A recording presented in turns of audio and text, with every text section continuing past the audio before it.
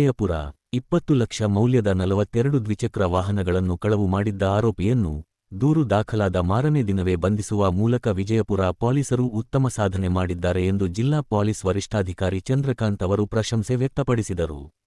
ಪಟ್ಟಣದ ಪೊಲೀಸ್ ಠಾಣೆಯ ಆವರಣದಲ್ಲಿ ಆಯೋಜಿಸಿದ್ದ ಸುದ್ದಿಗೋಷ್ಠಿಯಲ್ಲಿ ಮಾತನಾಡಿದ ಅವರು, ಮುನಿಕೃಷ್ಣ ಎಂಬುವವರು ತನ್ನ ದ್ವಿಚಕ್ರ ವಾಹನ ಕಳುವಾಗಿರುವ ಕುರಿತು ಜೂ. 18 ರಂದು ವಿಜಯಪುರ ಪೊಲೀಸ್ ಠಾಣೆಗೆ ದೂರು ನೀಡುತ್ತಾರೆ. ದೂರನ್ನು ಆಧರಿಸಿ ಕಳ್ಳರಿಗಾಗಿ ಬೆನ್ನತ್ತಿದ ಪೊಲೀಸರು ಜೂ. 19 ರಂದು ಆರೋಪಿ ವಿಜಯಪುರ ಟೌನ್ನ ನಿವಾಸಿ ಖಲೀಲ್ ಅಹಮದ್ ಎಂಬಾತನನ್ನು ವಶಕ್ಕೆ ಪಡೆದು ವಿಚಾರಣೆ ನಡೆಸಿದಾಗ ದೇವನಹಳ್ಳಿ, ನಂದಗುಡಿ, ಹೊಸಕೋಟೆ, ಸೂಲಿಬೆಲೆ, ಚಿಕ್ಕಬಳ್ಳಾಪುರ ಜಿಲ್ಲೆ ನಂದಿ, ಶಿಡ್ಲಘಟ್ಟ, ಹೆಚ್. ಕ್ರಾಸ್ ಮತ್ತು ಕೋಲಾರ ಜಿಲ್ಲೆಯ ಮಾಸ್ತಿ, ಮಾಲೂರು ಪೊಲೀಸ್ ಠಾಣಾ ವ್ಯಾಪ್ತಿಯಲ್ಲಿಗಳಲ್ಲಿ ಸುಮಾರು 20 ಲಕ್ಷ ರುಗಳ ಬೆಲೆ ಬಾಳುವ 42 ದ್ವಿಚಕ್ರ ವಾಹನಗಳನ್ನು ಕಳವು ಮಾಡಿರುವುದಾಗಿ ಒಪ್ಪಿಕೊಂಡಿದ್ದು, ಕಳುವಾಗಿರುವ ಎಲ್ಲಾ ವಾಹನಗಳನ್ನು ವಶಕ್ಕೆ ಪಡೆದುಕೊಂಡು ದೂರು ದಾಖಲಿಸಿದ್ದ ವಾಹನಗಳ ಮಾಲೀಕರಿಗೆ ಹಸ್ತಾಂತರಿಸಲಾಗಿದೆ. ಜನರಿಗೆ ಜಾಗೃತಿ ಮೂಡಿಸುವಂತಹ ಕೆಲಸವನ್ನು ಮಾಡಲಾಗುತ್ತಿದೆ ಎಂದು ಅವರು ತಿಳಿಸಿದರು.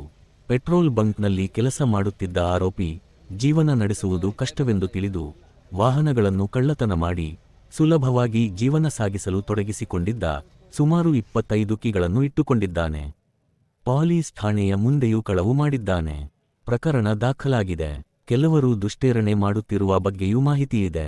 ಸ್ಪೆಂಡ್ಲರ್ ವಾಹನಗಳನ್ನೇ ಟಾರ್ಗೆಟ್ ಮಾಡಿದ್ದರು. ಅವರ ಮೇಲೂ ಕ್ರಮ ಕೈಗೊಳ್ಳಲಾಗುತ್ತದೆ. ಆರೋಪಿಗಳ ವಿರುದ್ಧ ನ್ಯಾಯಾಲಯಕ್ಕೆ ಚಾರ್ಜ್ ಶೀಟ್ ಸಲ್ಲಿಸಲಾಗುತ್ತದೆ. ವಾಹನ ಸವಾರರು ಕೂಡ ಎಚ್ಚರಿಕೆಯಿಂದ ಇರಬೇಕು. ನಾವು ಕೂಡ ಆಗಾಗ ವಾಹನಗಳನ್ನು ತಪಾಸಣೆ ನಡೆಸುತ್ತೇವೆ. ಕೆಲವರಿಗೆ ನಮ್ಮ ಕಾರ್ಯ ಇರಿಸು ಮುರಿಸು ತರಬಹುದು, ಆದರೆ ಸಾರ್ವಜನಿಕರ ಹಿತದೃಷ್ಟಿಯಿಂದ ಉತ್ತಮವಾದ ಕಾರ್ಯವಾಗಿದೆ ಎಂದರು. ಬೆಂಗಳೂರು ಗ್ರಾಮಾಂತರ ಜಿಲ್ಲಾ ಪೊಲೀಸ್ ವರಿಷ್ಠಾಧಿಕಾರಿ ಎಂ. ವಿ. ಚಂದ್ರಕಾಂತ್ ಅವರ ಮಾರ್ಗದರ್ಶನದಲ್ಲಿ ಅಪರ ಪೊಲೀಸ್ ಅಧೀಕ್ಷಕ ವೆಂಕಟೇಶ್ ಪ್ರಸನ್ನ, ಲಕ್ಷ್ಮೀನಾರಾಯಣ, ದೊಡ್ಡಬಳ್ಳಾಪುರ ಉಪವಿಭಾಗದ ಪೊಲೀಸ್ ಉಪಾಧೀಕ್ಷಕ ಎಸ್.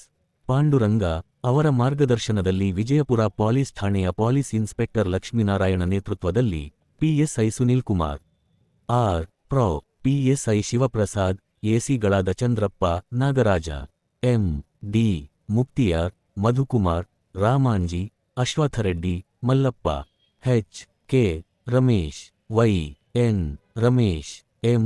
ಪ್ರವೀಣ್, ಅರುಣ್ ಕುಮಾರ್, ಮಧುಚಂದ್ರ, ಮಂಜುನಾಥ, ಕೃಷ್ಣಮೂರ್ತಿ, ಪ್ರದೀಪ್, ಶಬ್ಬೀರ್, ದಾದಾಪೀರ್ ಇವರು ಕಾರ್ಯಾಚರಣೆಯಲ್ಲಿ ಭಾಗವಹಿಸಿದ್ದರು ಎಂದರು.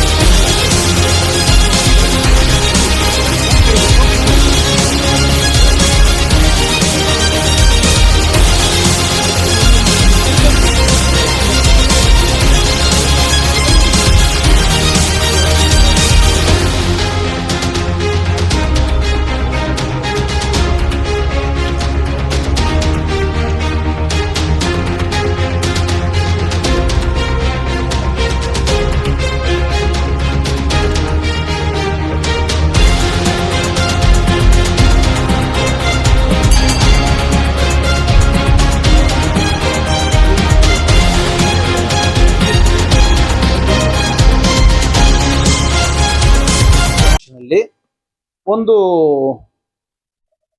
2 ಪ್ರಕರಣಗಳಾಗಿತ್ತು. ಒಂದು ಸರಗಳ್ಳತನ ಚೈನ್ ಸ್ನ್ಯಾಚಿಂಗು, ಅದರಲ್ಲಿ ಆಕಾಶ್ ಬಿನ್ ರಮೇಶ್ ಮತ್ತು ಸುಮನ್ ಬಿನ್ ಮಲ್ಲೇಶ್ ಅನ್ನೋರನ್ನ ನಾವು ಅರೆಸ್ಟ್ ಮಾಡಿ ಸುಮಾರು 2,96,000 ಮೌಲ್ಯದ ಚಿನ್ನದವನ್ನು ನಾವು ವಶಪಡಿಸ್ಕೊಂಡಿದ್ವಿ. ಅವನ್ನೂ ಸಹ ದಸ್ತಗಿರಿ ಮಾಡಿದ್ವಿ. ಅದೇ ಠಾಣೆಯಲ್ಲಿ ಸುಮಾರು 11,42,000 11.42 lakhs ಚಿನ್ನ ಕದ್ದಿದ್ರು. ಅವರು ಅವ್ರ ಮನೆಯಲ್ಲಿ ಕೆಲಸಗಾರರಾಗಿದ್ದರು. ಬಿಹಾರ ಸ್ಟೇಟ್ ಅವರು ಗೌರವ್ ಕುಮಾರ್ ಮತ್ತು ವಿಶಾಲ್ ಕುಮಾರ್ ಅಂತ, ಅವರಿಬ್ಬರನ್ನೂ ಸಹ ನಾವು ಅರೆಸ್ಟ್ ಮಾಡಿ ಏನು ಮನೆಯಲ್ಲಿ ಕಳ್ತನ ಆಗಿತ್ತು ಸಂಪೂರ್ಣವಾಗಿ ವಶಪಡಿಸ್ಕೊಂಡಿದ್ವಿ. ಸೊ ಈ ಎರಡೂ ಪ್ರಕರಣಗಳನ್ನ ಬೆದರಿಸಿರ್ತಕ್ಕಂಥ ನಮ್ಮ ದೊಡ್ಡಬಳ್ಳಾಪುರ ಗ್ರಾಮಾಂತರದ ಪೊಲೀಸ್ ಠಾಣೆಯ ಸಿಬ್ಬಂದಿ ಮತ್ತು ಅಧಿಕಾರಿಗಳನ್ನ ನಾನು ಶ್ಲಾಘನೆ ಮಾಡ್ತೀನಿ. ಜೊತೆಗೆ ಹತ್ತುಬೆಳೆಯಲ್ಲೂ ಸಹ ವೆರಿ ಶಾರ್ಟಲ್ಲೇ ಈ ಆರೋಪಿಯನ್ನು ದಸ್ತಗಿರಿ ಮಾಡಿದ್ದಾರೆ. ಅವರ ಕೆಲಸನ ಬಹಳ ಮೆಚ್ಚುವಂಥದ್ದು ಮತ್ತು ಶ್ಲಾಘನೀಯವಾದದ್ದು. Thank you to all. ಜಿಲ್ಲಾ ಪೊಲೀಸ್ ವ್ಯಾಪ್ತಿಯಲ್ಲಿ ಸೂಳಿಬೆಲೆ ಪೊಲೀಸ್ ಸ್ಟೇಷನ್ನಲ್ಲಿ ದಿನಾಂಕ 6/6/26ರಂದು ಸುಮಾರು ರಾತ್ರಿ 11 ಗಂಟೆಗೆ ಯಾವುದೋ ಅರಿತವಾದ ಆಯುಧಗಳಿಂದ ಒಬ್ಬ ಅಸಾಮಾನ್ಯನ ಕೊಲೆ ಮಾಡಲಾಗಿದೆ ಅಂತ ಬಂದ ಮಾಹಿತಿ ಮೇರೆಗೆ ಠಾಣೆಯಲ್ಲಿ ಪ್ರಕರಣ ದಾಖಲಾಗುತ್ತದೆ. ಅಲ್ಲಿ crime number 85/2026 under section 103 1 case register ಆಗಿರ್ತದೆ. ಅಲ್ಲಿ ಸೂಳಿಬೆಲೆ ಗ್ರಾಮದ ಕಲೀಮುಲ್ಲಾ ಖಾನ್ ಬಿನ್ ಉಬೇದುಲ್ಲಾ ಖಾನ್ 36 ವರ್ಷ ಅಂತ ನಮಗೆ ತಿಳಿದು ಬಂತು.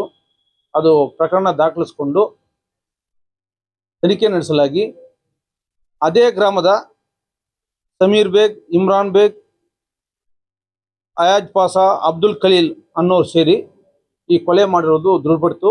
ಅವನ್ನೆಲ್ಲ ದಸ್ತಗಿರಿ ಮಾಡಿ ನಾವು ಕಾನೂನು ಕ್ರಮ ಜರುಗಿಸಿದ್ದೀನಿ.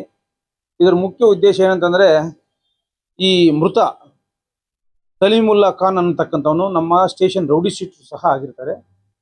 ಆತನು ದನಗಳ ಸಾಕಾಣದ ಬಗ್ಗೆ ಮಾಹಿತಿ ಕೊಡ್ತಾ ಇದ್ದ ಅಂತ ಆರೋಪ ಇತ್ತು. ಆ ಹಿನ್ನೆಲೆಯಲ್ಲಿ ಅವ್ರಿಗೂ ಮೊದಲಿಂದ ಶೀತಲ ಸಮರ ಇದ್ದು ಅಂತಿಮವಾಗಿ ಈ ರೀತಿ ಕೊಲೆ ಮಾಡಿದ್ದು ದೃಢಪಟ್ಟಿದ್ದರಿಂದ ಅವ್ರನ್ನ ದಸ್ತಗಿರಿ ಮಾಡಿ ಬಂಧನ ಮಾಡಿ ಕಾನೂನು ಕ್ರಮ ಕೈಗೊಂಡಿರ್ತೀವಿ.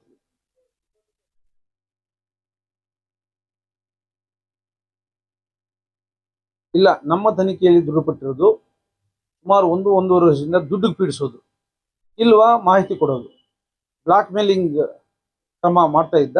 ಆ ಹಿನ್ನೆಲೆಯಲ್ಲೇ ಇದು ಆಗಿರೋದು ದೃಢಪಟ್ಟಿದ್ದರಿಂದ ನಾನು ತನಿಖೆ ಮಾಡಿ ಕಾನೂನು ಕ್ರಮ ಜರುಗಿಸಿದ್ವಿ.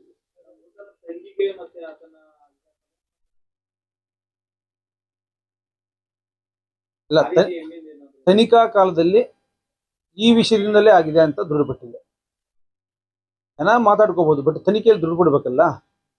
ಸೊ ಈತನು ಜಾನುವಾರುಗಳನ್ನ ಸಾಗಾಟ ಮಾಡ್ತಕ್ಕಂಥದ್ದು ಅಥವಾ ಕೊಯ್ದಿರ್ತಕ್ಕಂಥ ಮಾಂಸನ ಹಿಡ್ಕೊಡ್ತಕ್ಕಂಥದ್ದು, ಇಲ್ಲ ದುಡ್ಡು ಪೀಡಿಸೋದು, ದುಡ್ಡು ಕೊಡಲಿಲ್ಲ ಅಂತಂದ್ರೆ ಹಿಡ್ಕೊಡೋದು, ಈ ರೀತಿ ಡಬಲ್ ಗೇಮ್ ಆಗ್ತಾ ಇದ್ದ ಹಿನ್ನೆಲೆಯಲ್ಲೇ ಇದಾಗಿರೋದು ದೃಢಪಟ್ಟಿದೆ.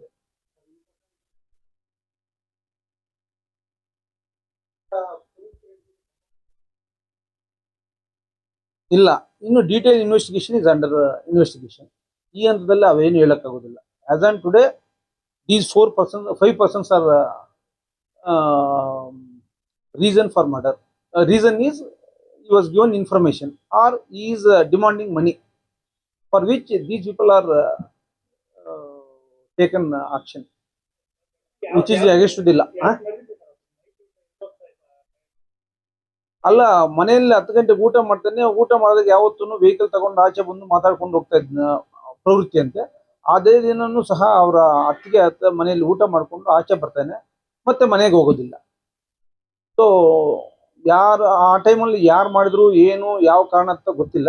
ಸಬ್ಸಿಕ್ವೆಂಟ್ ಆಗಿ ಎಲ್ಲ ತನಿಖೆಯಲ್ಲಿ ದೃಢಪಟ್ಟಿದೆ. ಸೊ ನಾವು ಕಾನೂನು ಕ್ರಮ ಸಹ ಜರುಗಿಸಿದ್ದೀವಿ. ಇಲ್ಲ, ಯಾವುದು ಪ್ರಕರಣಗಳಿಲ್ಲ. ಇದೇ ಪ್ರಕರಣ ಮತ್ತೆ ಇದು 1.5-2 ವರ್ಷದಿಂದ ನಡ್ಕೊಂಡು ಬಂದಿದೆ. ಸೊ ಈ ಮಿಸ್ಚಿಫ್ ಬಗ್ಗೆ ಅಂದ್ರೆ ಈತನು ಕೇಡು ಅಂತ ಕನ್ನಡದಲ್ಲಿ ಮಿಸ್ಚಿಫ್ ಮಾಡ್ತಾ ಇದ್ದ, ಅದು ದೃಢಪಟ್ಟಿದೆ.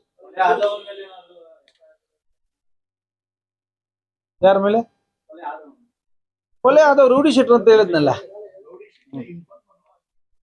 ಓಕೆ.